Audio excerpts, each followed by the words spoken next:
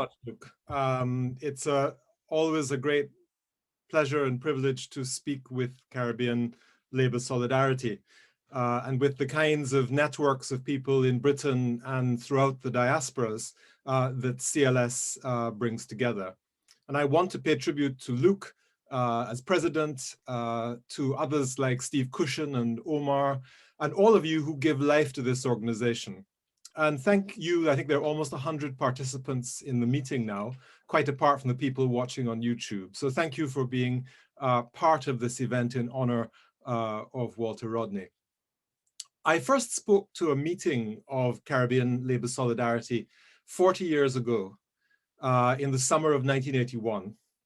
I was visiting London as a teenager, and Uncle Dick, who indeed had been a very close friend and mentor of my father from Jamaica in the 1940s and 50s, where my father had gone as a student. Uncle Dick, Richard Hart, suggested I come to talk about the Caribbean political situation at that time. I spoke about the election in Barbados from which I had come. I spoke about the Grenada Revolution. I had attended the second anniversary celebrations in March that year. And we spoke about Guyana, and in particular about Walter Rodney. Walter had been murdered in an explosion a year earlier. Next Sunday, in fact, will mark the 41st anniversary of that indelible crime of the Burnham regime. It's hard to communicate now the sense of loss, of grief, of anger felt by progressive people throughout the region and its diaspora at the death of Walter. I can remember my father, and not just my father, crying bitterly. In his case, as he was speaking with Claude Graham on the radio the next morning. It was a grief only matched by the murder of Maurice Bishop and the death of the Grenada Revolution 2 years later in 1983. What was it about the loss of Walter Rodney that caused such sorrow? That's the question I want to kind of answer with you and to think through with you. The thing about Walter was not just his exceptional humanity, his great charm, his warmth, his caring for people, nor indeed his unequaled personal gifts. He was acknowledged to be the most able person of his generation, the most clever person of his generation, someone who at the same time was gifted in writing, speaking, thinking, communicating, and who had a particular kind of moral authority. It was beyond this, the extent to which he was not just exceptional, but the ways in which he was typical, the way in which he chose to be typical. Because of course the option is always available to us that with education, you take 1 step, 2 steps, 3 steps, 4 steps, 5 steps away from the society and the milieu, the class which has produced you. Walter, in a very deliberate way, from the time he was a very young man, took the decision that he would not, in fact, allow the privilege of education to be something which would alienate him of the struggles of working people for justice in the Caribbean and around the world. Let's follow his trajectory in his honor. He was born in March of 1942. He was born in a Guyana, which was already one of the most advanced places in terms of its political life in the entire English-speaking Caribbean. The British Guyana Labour Union was the first trade union established in a dependent colony in 1919. And Guyana had a very strong tradition of Garveyites on the one hand, and of trade unionists on the other. It was a center to which the entire Caribbean looked at that time. And then into that space entered the young Cheddi Jagan, returning from his dental training, who joined together with the trade unionist Ashton Chase, with the young Sidney King, a school teacher in Buxton, and with a man called Forbes Burnham, who had just returned from his legal training in London, to create this party, the People's Progressive Party, which was created in 1950 and which went on in the first elections conducted under full universal suffrage to win an overwhelming majority in the 1953 election. This was a party which united Africans and Indians and which had a clear program of social transformation of that colonial society. As you know, as we all know, within a matter of 100 and something days, the British government confected a reason to suspend the Constitution of British Guyana and to send in the troops, and in fact, to place under house arrest and later on under detention the leaders of the People's Progressive Party. Now, Walter's parents had been part of the organization of the PPP in Georgetown. He grew up in that space of political optimism, and then the closing of that optimism with the arrival of the British troops in October and November of 1953. So, you know, Walter Rodney did not have to leave Guyana to learn about imperialism. He didn't have to read about Pan-Africanism or Marxism in books. These were part of the milieu in which he was raised and part of the work which he was raised for. And he took this with him as he traveled from Guyana, first of all, to the University of the West Indies. The University College of the West Indies in the 1950s was the most extraordinary place. It was the only campus of the University of the West Indies at that time. And to it came all of the brightest women and men from all of the territories, and who they met there. And they met there understanding themselves as being the makers of a future identity, which was a West Indian. Again, this is hard for us to remember now in this post-shattered space of Caribbean unity. But in that 1950s moment, people profoundly believed that there was something called the West Indian, which was being created. And this was something which Walter was deeply involved in, even if as a Guyanese, he rather like Richard Hart, had a certain kind of skepticism about the form which the West Indies Federation was taking in 1958, and which of course would end in the explosion of 1962.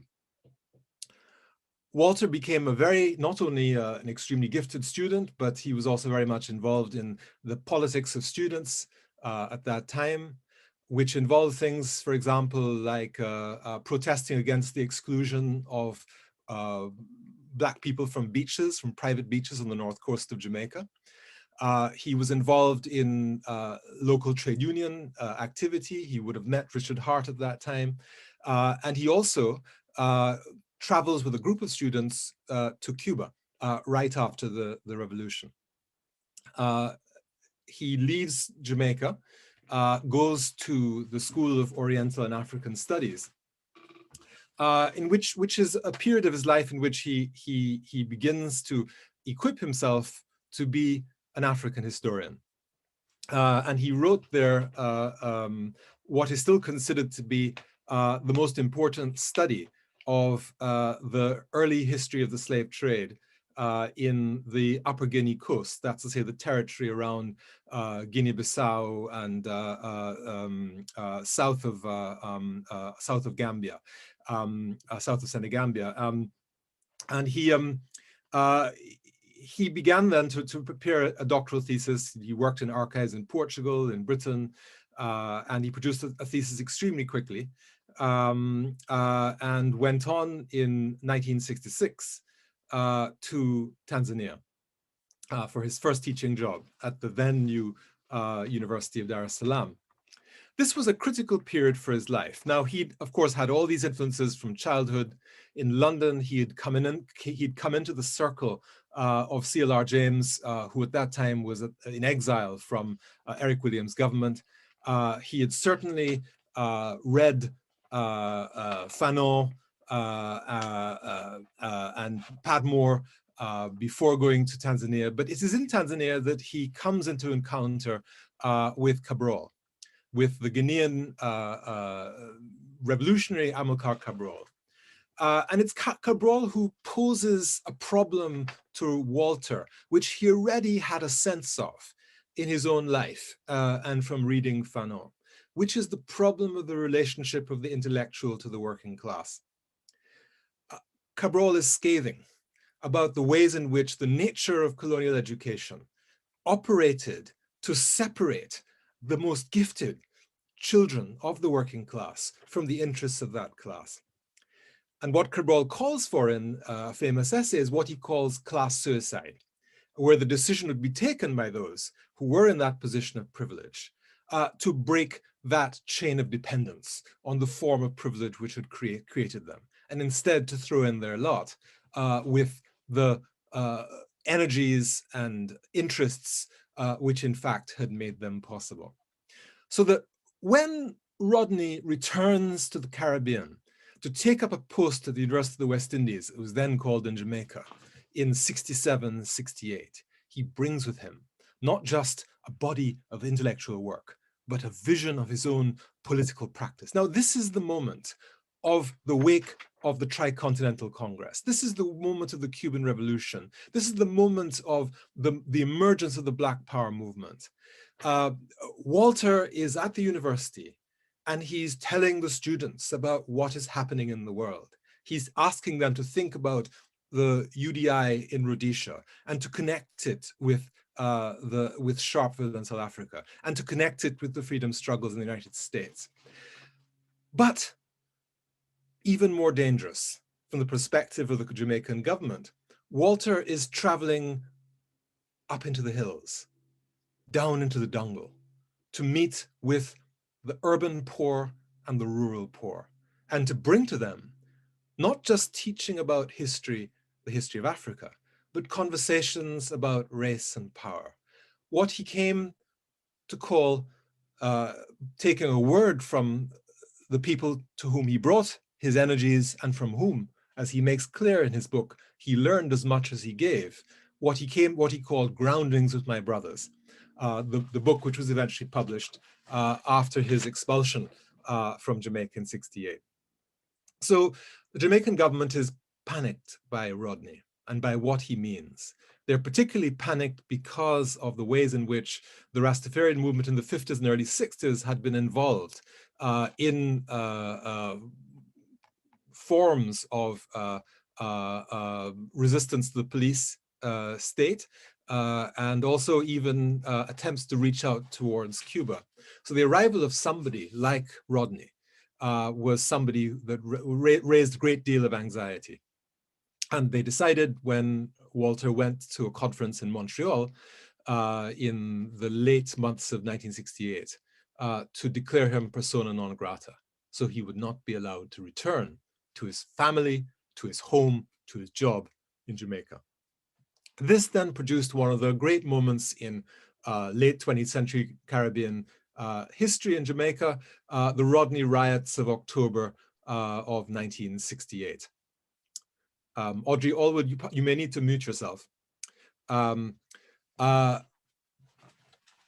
So he leaves behind him this ferment in Jamaica. And I think that when, Audrey Allwood, you need to mute yourself. That's why you're coming on. So if you want to understand what emerges, essentially, I think we're gonna have to, okay. What emerges in terms of the radical politics of Jamaica in the 1970s, one of the origins of this is in fact the work of Rodney as a teacher and organizer. But he's forced again into exile. And he returns then to Dar es Salaam to take up his post at the University of Tanzania. This is a period of enormous fecundity in his life. This is the period in which the final version of Groundings with My Brothers is produced, which is an analysis of the Caribbean situation in the 1960s and of the phenomenon of race, and also an explanation of this particular political program, which would involve a kind of engagement of the newly produced educated middle classes and the working people towards a process of mutual social liberation. But he also produces a book which is the one book which people forget, although in some ways it may well have been one of the books of which he was proudest. The book of his doctoral thesis, which is called The History of the Upper Guinea Coast. Now, this is a book which is about, as I said, this part of West Africa, which is critical to the early history of the slave trade. And what Rodney does in that book is to document the ways in which the slave trade worked, how the commodities were organized within it, how the merchant networks were operated, but also the role of African collaboration in the making of that slaving economy. What Rodney is doing in that book, if you look for it, is not just to explain the history of the 16th and 17th century West Africa and imperial conjuncture. What he's also offering there is a shadow history of late 20th century neocolonialism. How it is that elites in Africa, in fact, can throw in their lot with external agencies towards the exploitation of African people. And this is precisely the argument he would bring home in what is his best known work, which unites both his historical work on the past history of Africa with an analysis of the contemporary predicament, his How Europe Underdeveloped Africa, classic book of 1972, which from its very title, which makes clear the argument, sets out to offer a radical program engaging history and politics. What does Rodney argue in that book? Rodney argues in that book, and here we see, in fact, we can talk about this in the question time if we like, the extent to which Rodney, who at this point, of course, is in political opposition to everything which Eric Williams of Trinidad represents, still in intellectual terms is accepting that Caribbean intellectual tradition which is passed to him by James and Williams. Because what Williams did in Capitalism and Slavery, Rodney seeks to do in How Europe Underdeveloped Africa. The two books fit together the way that Brazil tucks in to the corner of Africa. What Rodney shows there is that the African societies were impoverished, were immiserated, were made dependent upon European trading markets over the course of the pre-colonial period. And this set in motion the context for the conquest and colonization of Africa by the Europeans in the 19th century, which created the context for suffering and also for struggle in the 20th century moment. So it is a book which is about a history of Africa, but it's about history of Africa as part of the history of imperialism, as part of the history of the making of the modern world. Rodney, of course, is not satisfied to simply write books from a distance. He also is supremely conscious that much as he is a sympathetic participant in the processes of social change in Tanzania, he is not a national, and he can never be a national. His commander Swahili is not native. He is not ever going to be a son or daughter of the soil. He is always looking for a way back home. And so it was that the University of Guyana decided to appoint him to the chair of history, to become the leader of the chair of the history department at the University of Guyana. He packs up his things, they travel, they arrive in Guyana to find that the Board of Governors of Guyana, under the pressure of the Prime Minister, had decided not to confirm his appointment. Forbes Burnham identified in Rodney a danger which he could not master. Somebody who was more able than him, somebody who had more integrity than him, somebody who had a wealth of international connections in Africa, in Europe, in the United States, who had a kind of authority and who had the youth and the energy of youth, which in fact would allow him to be a kind of leader. He recognized that Rodney was a product of the PPP. He's a product of that Afro-Guyanese dimension of the PPP, of course, which was represented in London by people like Lionel Jeffries, who is one of the, and Pansy Jeffries, who one of the founding mothers and fathers of CLS in the 70s and 80s. So Burnham is terrified of Rodney, and he wants to starve him out. He wants, as they say in Barbados, that's the traditional way of dealing with political opponents in the Caribbean, is they starve them out. And of course, lots of people were starved out. John LaRose was starved out of Trinidad. In a sense, Dick Hart was starved out of Jamaica. The briefs disappear. People don't come to you. They don't pay your fees. And this is what Burnham wanted to do. But Rodney said, no, I am not going anywhere. And he proceeded to attempt to pull together a way of living in Guyana, sometimes going to lecture in the United States, sometimes lecturing in Hamburg, writing his books. But committing himself to what was his new project of research, which was connected to his own vision of his own political role. That project, which would become the history of the Guyanese working people, which was published after his death in 1981. Now, what that book is about is an attempt to make sense of the history of the Guyanese working class in the late period of slavery and in the aftermath of slavery through to 1905. It was intended to be the first volume of a 2 or 3 volume work. But Rodney wants to argue various things. He wants to show the way in which indentured labor was brought from China, Portugal, Madeira, Malta, but especially from India, by an attempt by the planter class to break the trade union power of former slaves. He then makes clear that the indentured laborers were not passive recipients of the exploitation and violence of the plantation, but resisted the plantation and its extractive processes from the very beginning. Most importantly, he goes on to show that the attempts by the colonial state and the planter class to practice the politics of divide and rule, where Africans would be made pan boilers in the factories, whereas Indians were field workers, they'd be given different places to live, in fact, by the end of the 19th century, began to constitute themselves as a common working class. And the book culminates with the story of the 1905 Rijnveld riots. Rijnveld is a suburb of Georgetown, in which he brings to the fore the extent to which the energies of this Indian working class and the Afro-Guyanese working class were finding common cause in a new politics of anti-colonial struggle in Guyana.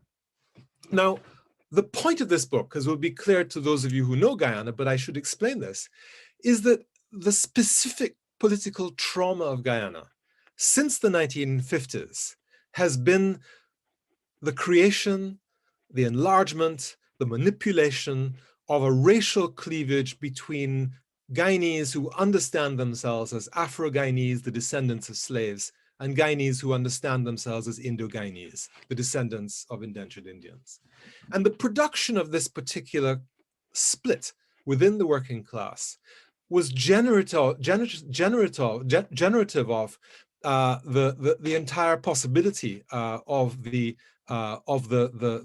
Burnham state and of the regime which Rodney was attempting to confront. What Rodney and his generation sought to do, they took very much to heart that line from Fanon that each generation discovers its mission, fulfills it, or betrays it. Their mission, as they understood it, was to turn back to that moment before November 1953, October 1953, and to create that new force of cross-ethnic class unity, which would make possible a new moment of social transformation, beginning with the removal of the Burnham regime. So that the writing of this book was combined with a process of political work which culminated in the formation of the Working People's Alliance, which as a party brought together some of the historic political remnants of the Afro-Guyanese PPP, such as Eusi Quayana, the former Sidney King, who had been a minister as a young man in the PPP government 53 and who had been detained by the British, with Brindley Ben of the Working People's Vanguard Party, which was a sort of Maoist party at that point, with Moses Bagwan of an Indian political organization, with a variety of actors across the society, to create this new political force, which would build a new Guyana. The WPA became the target of enormous political repression. This is all now intimately documented by the Commission of Inquiry into the death of Walter Rodney, which reminds us of the use of thugs to beat people up in the streets, to terrorize people in their homes, the creation of a death list with the names of the leaders of the WPA to be murdered. All of this is very well documented. And it culminated, of course, in the tragic events of the 13th of June, 1980. Well, 41 years have passed since the death of Rodney. And as I said, there has been, I think now the complete acceptance by everybody except the remnants of Burnham's PNC that the government of Guyana played a substantial role in the murder of Walter Rodney. And yet to this day, we have not had justice for Walter Rodney, for his brother Donald Rodney, and for the Rodney family. The government of Guyana has still yet not declared null and void the prosecution, has not provided as an official alternative narrative an explanation for what took place in 1980. Donald Rodney still remains under kinds of the shadow of the prosecutions which he faced. So to add insult to injury, having first of all blown up the bomb in the car, which killed his brother Walter and caused a severe injury to him, the government of Uganda then prosecuted Donald Rodney. And the remnants of that prosecution, the echoes of that prosecution, continue on his legal record. And they have still, to this day, governments have come and gone, have not cleaned the books. But most importantly, they have not provided justice to the family of Walter Rodney. Walter Rodney agreed to sacrifice himself in the 70s towards the future of Guyana and the Caribbean. This meant that he made very little money. His family, he had very little money at home for his family. And when he died, his family lived in conditions of considerable destitution. One of the reasons why they did was because the insurance policy which Walter had bought could not be paid, because in fact, the declaration was that his death, he might have had some part to play in his own death. So for the government of Guyana to formally admit the responsibility of the predecessor government in the murder of Rodney has important consequences in terms of a just settlement for the family of Rodney, as well as for the historical record. Where we are now in 2021 may seem to be a long time away from that 1970s, 80s crisis. But in many ways, we are still in the midst of that long struggle to make political independence something which is linked to forms of social justice and social transformation. And that was essentially the mission of Rodney. Rodney had a very cold sense of the long time it would take to achieve these kinds of transformations. So we are still, in other words, in the position to pick up that baton which Walter left for us. I want to end here by giving Walter himself an opportunity to speak, since I know that many of you may not have ever heard him in action or seen him in action. So I'm going to play a couple of very short clips from a film called In the Skies, Wild Noise, which you can find on YouTube. That's In the Skies, '(S), Wild Noise, which is about the death of Rodney and the meaning of Rodney. But I'm just going to share the screen here and go back to share.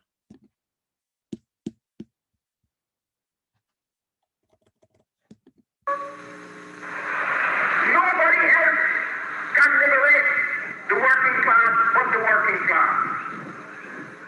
Nobody else gives somebody else freedom. Freedom is something for which you fight, and then you win. If someone gives it to you as a gift, it is not really freedom.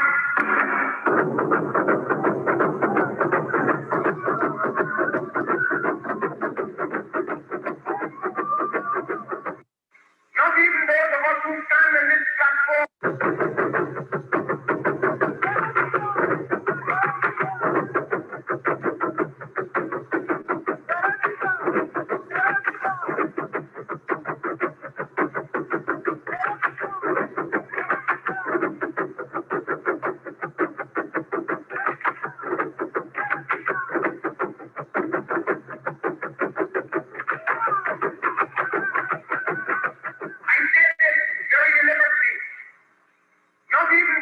Who stand on this platform can tell you that the remedy in Guyana is that a new set of people must take over from the old set of people, and we will run the system better.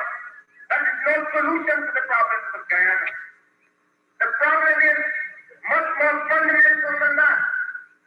We are saying that working class people will get just only when they take the initiative. When they mold themselves, nobody else can give it as a gift. Someone who comes claiming to be a liberator is either deluding himself or he's trying to delude the people. He either doesn't understand the process of real life or he is trying to suggest that you do not understand it. And so long as we suffer from a wrong concept of politics as being leadership, we are going to be in a lot of trouble.